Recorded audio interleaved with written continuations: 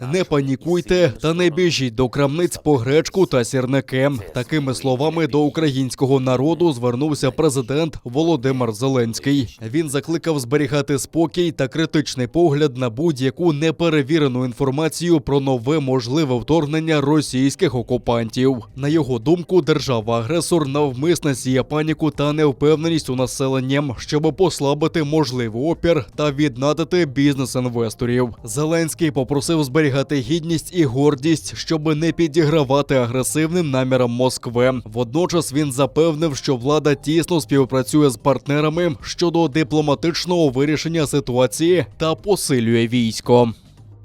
А в чому, власне, новина? Хіба це не є реальність вже 8 років?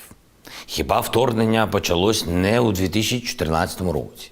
Хіба загроза війни з'явилась тільки зараз? Ці ризики існують вже не один день. І вони не стали більшими. Більшим став ажіотаж навколо них. І зараз активно нападають не на нашу землю, а на ваші нерви, щоб у вас було постійне відчуття тривоги, а також емоції інвесторів та кон'юнктура для бізнесу.